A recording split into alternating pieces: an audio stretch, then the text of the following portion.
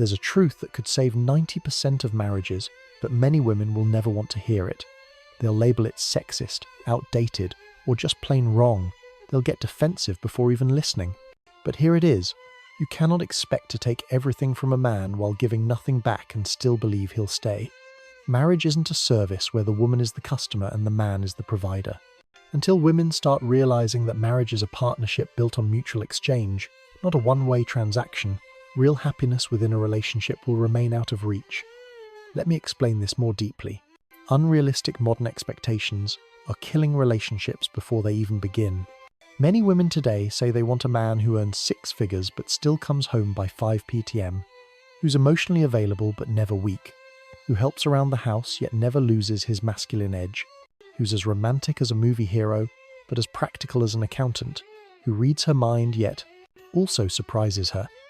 What they're describing isn't a partner, it's a shape-shifting servant designed to meet every changing desire.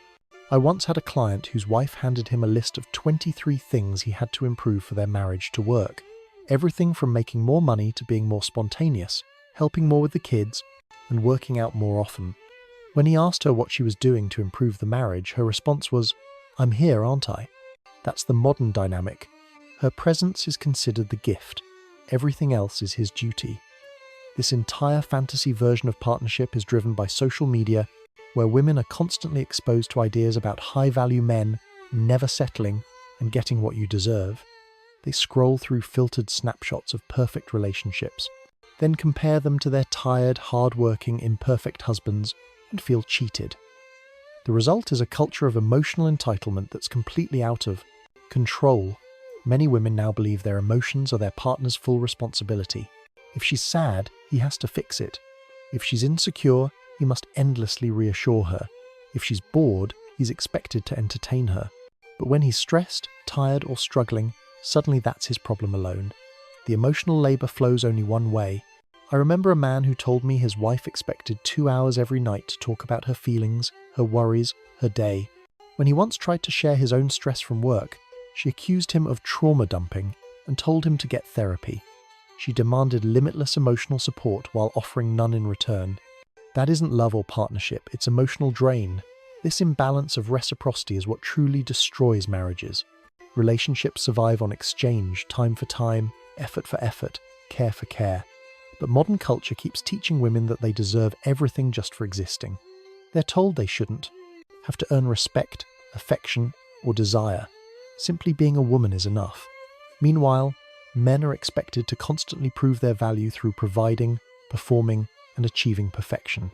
There's also a growing sense of moral superiority among some women in relationships. They see themselves as blameless, while every issue is his fault. She's the patient saint, he's the broken project that needs fixing. But this dynamic turns marriage into a rehab center, not a partnership. I've met women who literally couldn't name one single thing they've done wrong in their relationship. When asked how they contribute to conflict, they'll say things like, "I care too much," or "I love too hard." Those aren't flaws, they're disguised boasts. Refusing to acknowledge your own part in problems guarantees they'll never change. When a man faces constant criticism, endless demands, and zero appreciation, he eventually breaks. Men don't leave marriages because of one big thing, they leave because of 10,000 little paper cuts. The daily disrespect, the subtle contempt, the constant expectation without gratitude. One day, they just stop trying, because trying never made a difference. There's also the false narrative of victimhood that's become common. I do everything for this family. Really? Who pays the mortgage? Who maintains the cars?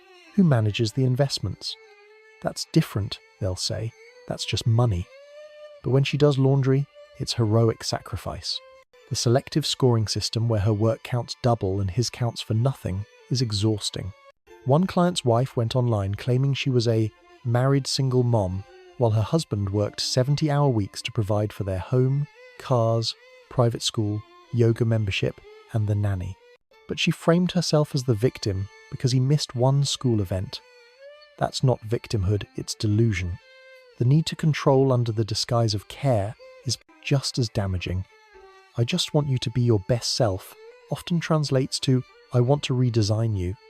Many women enter relationships determined to change their man, as if he's a renovation project instead of a person. Then they're shocked when he resents being remodeled.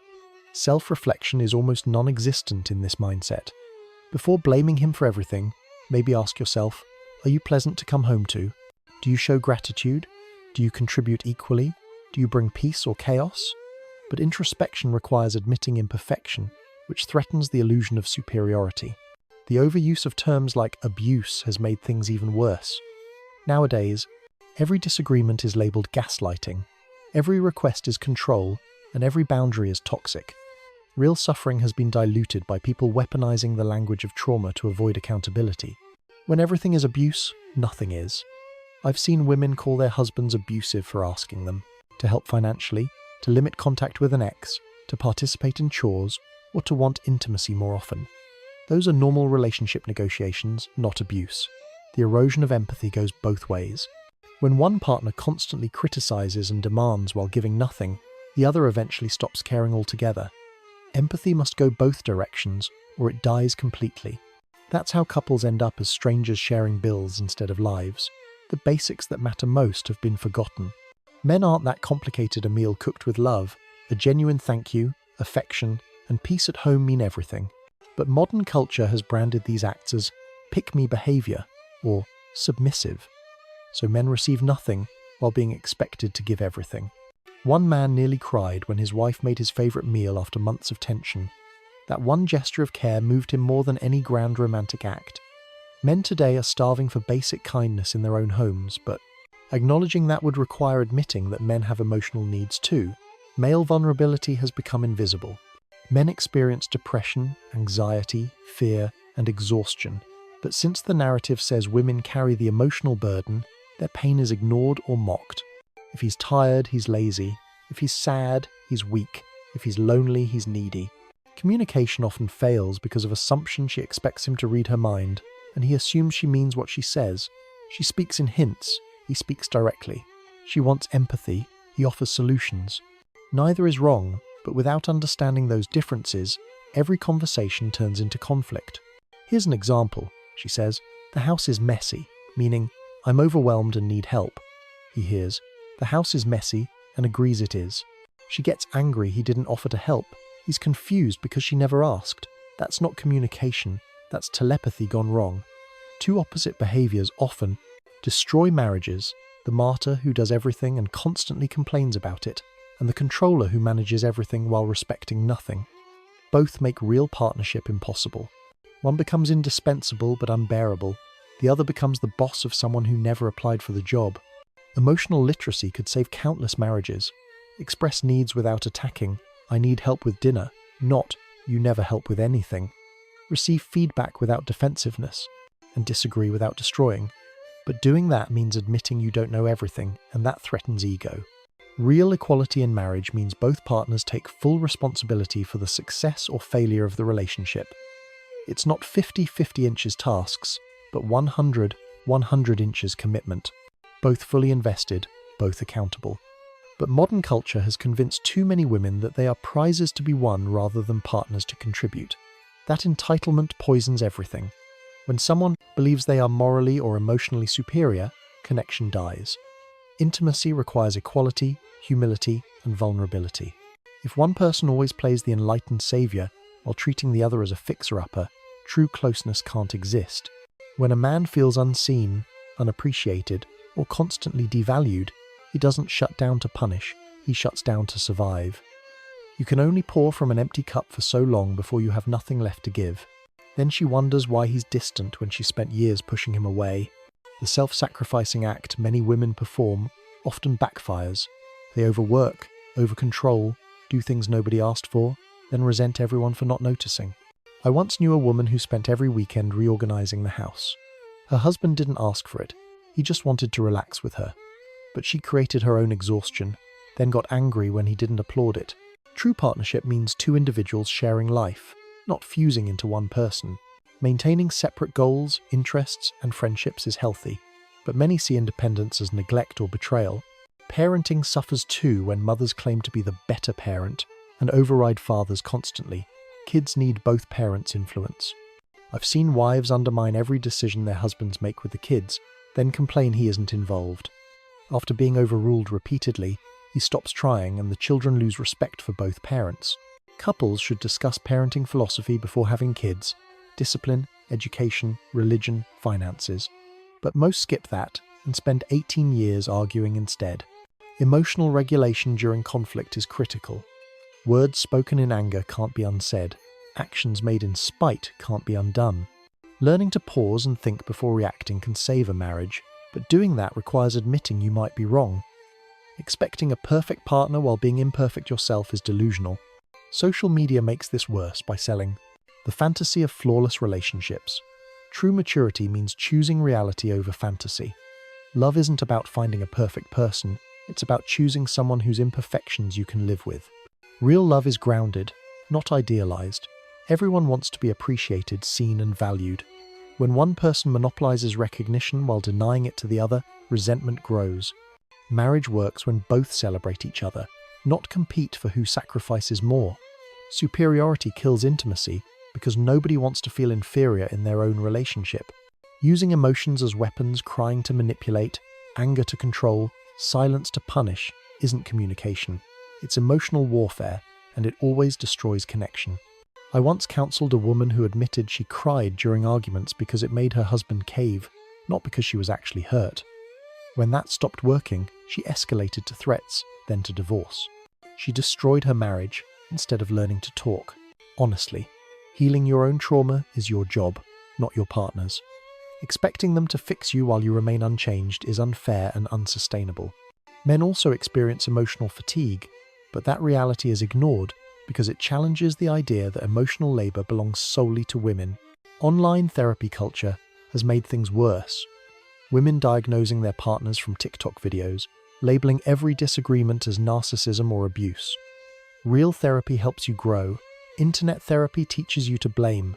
True connection comes from reciprocal compassion, two flawed people recognizing each other's humanity and trying their best, not one playing victim while the other is cast as the villain. Emotions fluctuate, anger fades, disappointment heals. Making permanent decisions during temporary emotions guarantees regret. Real growth starts with self-awareness. Instead of asking, "What's wrong with him?"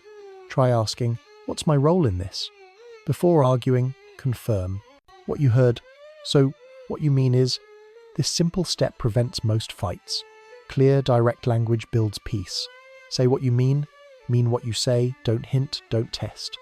Emotional maturity means valuing understanding over being right. Your partner will sometimes be patient, sometimes reactive, sometimes generous, sometimes selfish, just like you. Expecting flawless consistency from them, while excusing your own flaws, is hypocrisy. Love isn't just emotion, it's choice. Every day, you choose to love, forgive, appreciate, and stay. That's real commitment. Equality doesn't mean sameness, it means equal worth, equal respect, and equal importance, even with different roles. Lasting love isn't about constant excitement or fantasy. It's about depth, steadiness, and resilience through all seasons of life. Strength in a relationship isn't about control, it's about mutual support. The problems in marriage aren't complex. Show appreciation, communicate clearly, take responsibility, and be kind.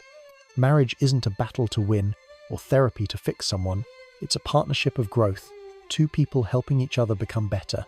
The truth women need to embrace is that no one will ever be perfect. Not him, not you. When you demand perfection while giving criticism, expect provision while offering contempt, or want emotional support without giving it, men don't rise to the challenge, they withdraw. They're not failing, they're opting out. Many good men have watched their fathers lose everything in divorce courts or seen friends reduced to ATMs with visitation rights. They're no longer willing to play a game where they can only lose. The belief that women can have it all without sacrifice is fantasy. Career success, family life, and romance all require compromise. When reality doesn't meet that fantasy, the blame is often placed on men. The good men are still out there, they're just tired of one-sided contracts. Gratitude has died, and it's killed more marriages than infidelity ever could. When appreciation ends, effort ends. Marriage thrives on mutual recognition. Sustainable love is built on two people who see and value each other's contributions every day. The solution isn't complicated, it's humility. The humility to admit imperfection, to appreciate what your partner brings, to give before demanding. Until women begin seeing men as partners instead of projects, marriage will remain broken. The truth that could save relationships is simple: reciprocity. Give what you want to receive, appreciate what's given, contribute what you can, accept what you can't change. Choose growth over blame, partnership over ego, reality over fantasy, and love over pride. Only then will marriage truly work again.